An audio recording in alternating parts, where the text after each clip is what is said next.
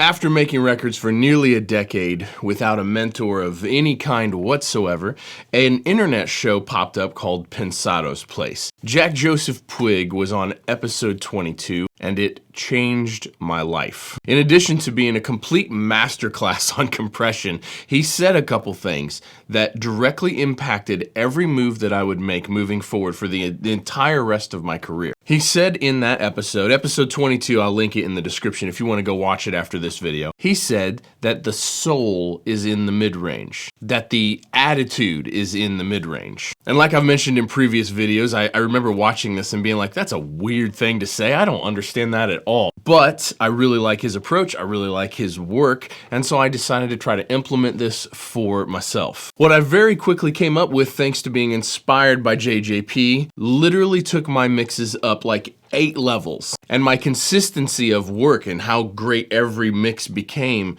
went through the roof. Things became so much more consistent. My mixes started translating way better from the studio to the car to the radio to the grocery store. And so after mentioning this in a handful of videos and having literally hundreds of comments of people asking for this video, today we're going to unpack how I focus on the mid-range. I'm going to show you my process, exactly what I do, explain my mindset, and then you can do the same, and I think it will drastically improve the consistency and the quality of your work. Let's go.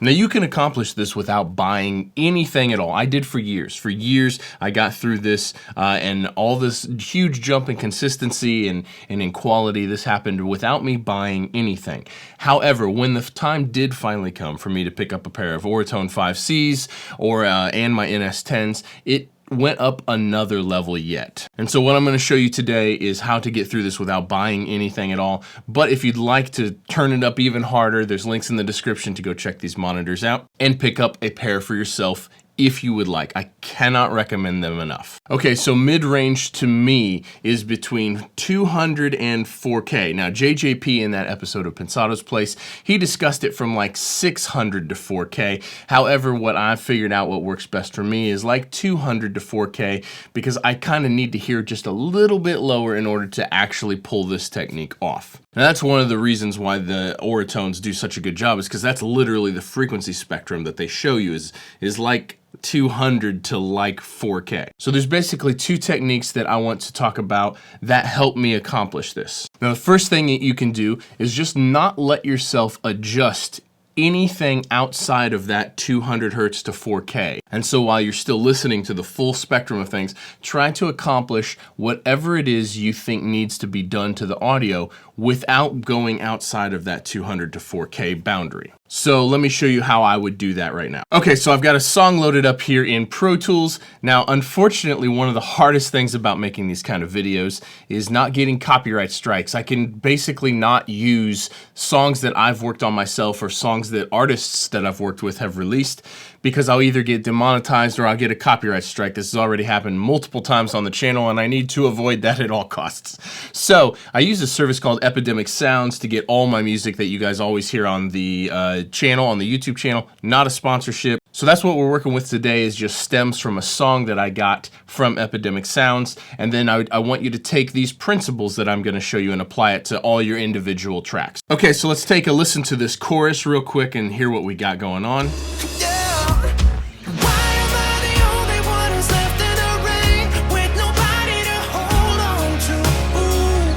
Okay, so the first thing that I hear is that these vocals sound a little harsh. They're not super full. They're like too sizzly, too crisp. So let's go to our vocal channel and let's open up an EQ plugin here and let's take a look at what we got.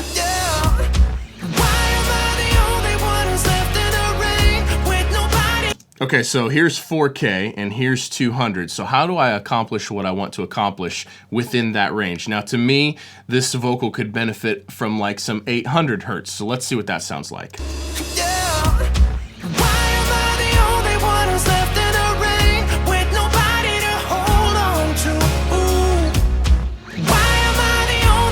Okay, to me that sounds much less harsh already. I would like a little bit more low end personally. This is all the personal taste. I'm just showing you like how I would do this. So let's work on some like 200 or 300, see what we can come up with.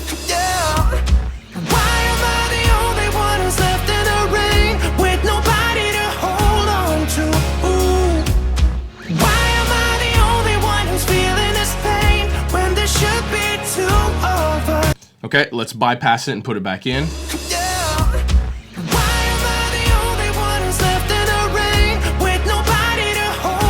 Now there's a little bit of a jump in volume, but overall the tone of that vocal sounds much, much better, much smoother to me. And so all I've done here is, let's see, we've got a boost of a little over 3 dB at about 900 hertz, and we've got a boost of about 4 dB at just over 200 hertz. And so what I've done is I've accomplished my goal of staying within this parameter, this 200 to 4K parameter, and I've accomplished what I wanted with this particular vocal. Now, it might be your first instinct, oh, the vocal's too harsh, let's boost a bunch of low end. But then you run the risk of things getting muddy, and that's kind of outside of the point of this video. If you can accomplish the goal that you're trying to accomplish within that 200 to 4K range, then your translation and your consistency goes through the roof. So let's leave that vocal there. Let's look at some of these drums. Now this is just a drum stem, but let's take a look at them.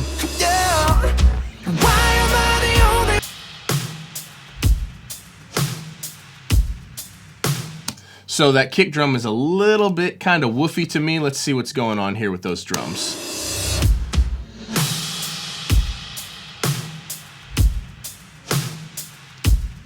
I feel like this could use the same thing. Let's give a boost. And now I'm using my ears here. This is not visual. You might think that I'm looking at this equalizer and I'm seeing what needs to be boosted, but that's not the case. I'm using my ears. Visually, you almost can't pay attention to that. But here we go. I'm gonna boost some like 500 or 600. Let's see what that sounds like.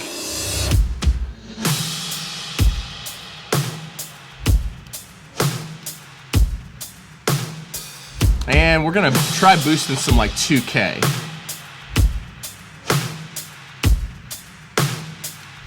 And we'll bypass this.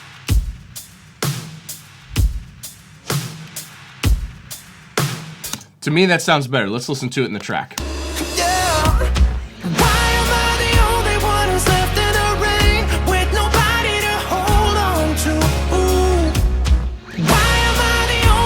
Okay, so let me show you the difference in just these two moves that I made focusing on the mid-range. So if we bypass the drum EQ and the vocal EQ, here's what it sounded like without, and then I'm going to put them back in halfway through. Here we go.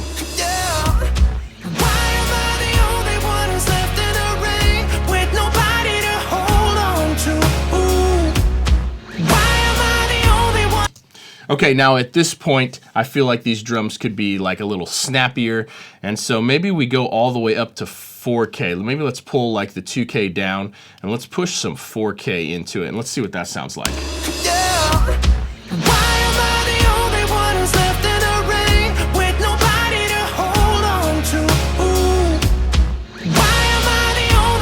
To me, that sounds really good, and I've still stayed within this 200 to 4K range, and we've got a lot more perceived volume, which is important. That's part of what you get accomplished when you focus on the mid-range like this. But overall, the clarity and the smoothness is just much, much better in my opinion. So the point is that you would take this idea and you would work all the way through your entire mix, pretty much only worrying about this frequency range. And so in this instance, we're making the decision to only look at that. I'm gonna show you another trick in just a second.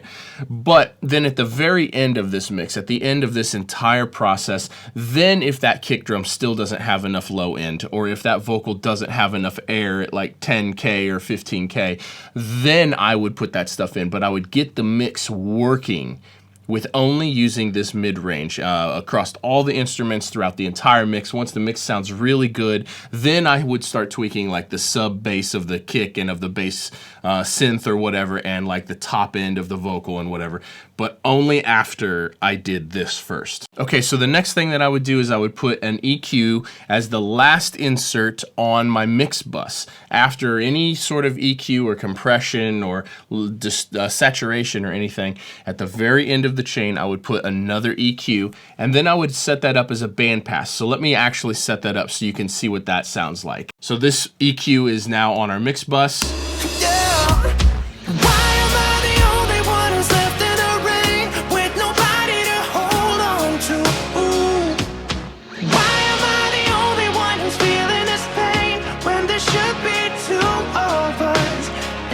Okay, so something like this. Now I know this is a little higher than 4K, but effectively because of the curve here, it works out to be roughly 4K. Now what this is doing right here is this is kind of mimicking what a pair of Auratone 5Cs does.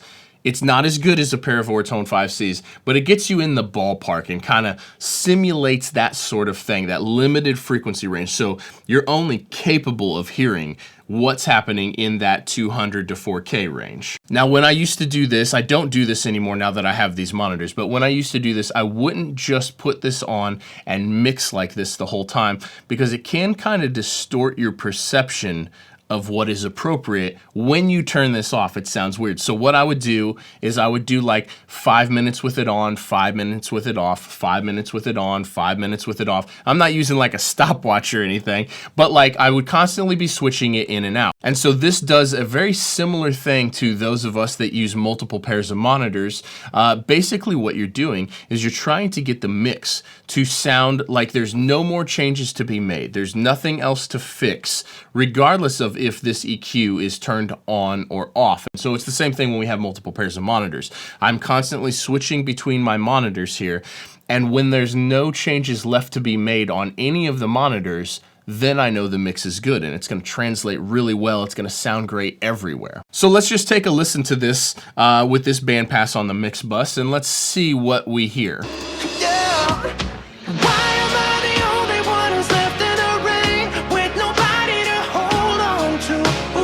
Okay, the first thing that I hear is that the instruments don't have quite enough crispness. So let's go to our EQ on these instruments here and let's play around, still staying within that 4K range, but we can get a little bit outside of that right now because we're only hearing that like 200 to 4K range, but let's see what we can come up with.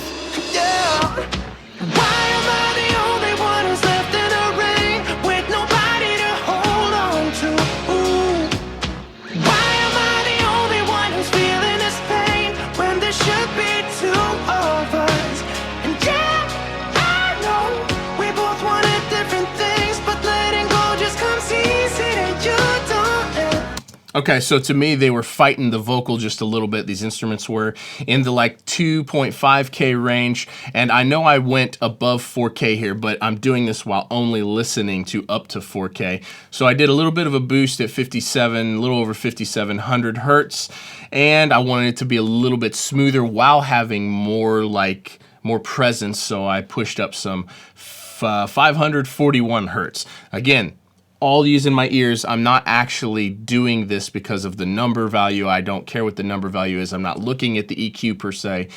I'm hearing what I think sounds good and then making the changes appropriately. So let's turn this EQ off of our master bus here. And so here's what it sounds like now.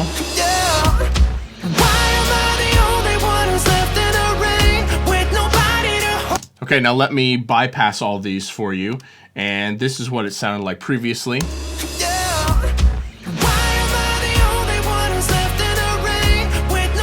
Turn them back on.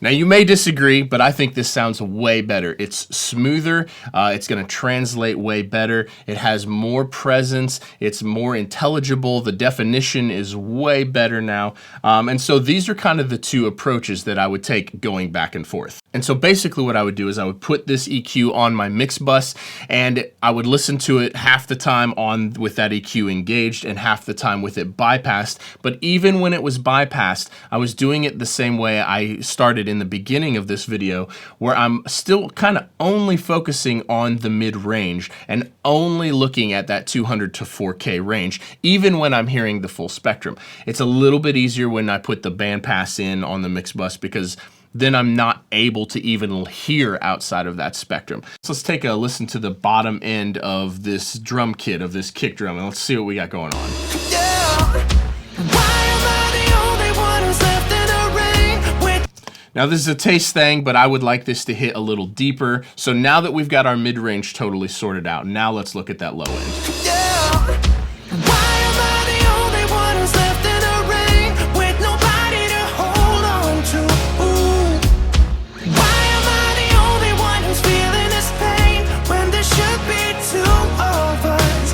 Okay, that sounds way better to me. Now let's look at the top end of the vocal, see what that looks like.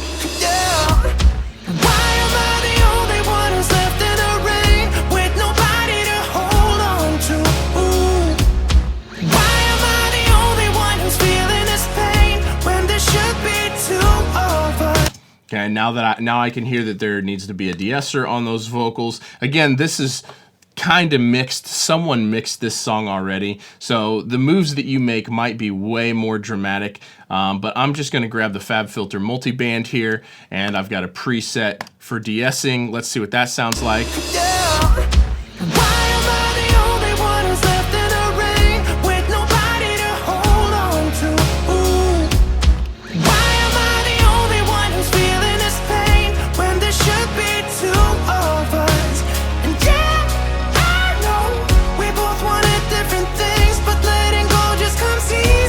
Okay, there we go. So that sounds much better to me. So I wasn't paying attention to those S's really until the end of this. I really do like this FabFilter multiband as a de-esser. It's my go-to for de-essing. And just side note here, basically what I do is I just choose the band and I run the attack and the release as fast as they'll go at like a 4-to-1, whatever. You can play around with that if you want. And then I just use the threshold on each band individually. And then I have this lower band, like the upper mids here. This is going from about 2K to about 6,700 hertz. But I'm analyzing this range right here, and it's triggering this band off of what's happening up here. And basically what this is letting me do is I'm just kind of getting rid of the harshness. To me, the harshness of sibilance happens in that upper mid-range. And so this helps me trigger that while not affecting the overall like upper mid-range of the vocal. It's left completely untouched until an S or a T or a K or something gets hit, and then it turns it down. So little side note on de-essing there. This is how I de-ess all my vocals. Okay, so one more listen. Let's bypass all of these plugins, and then I'm gonna put them back in as we're listening so you can kind of hear the difference, what we came up with.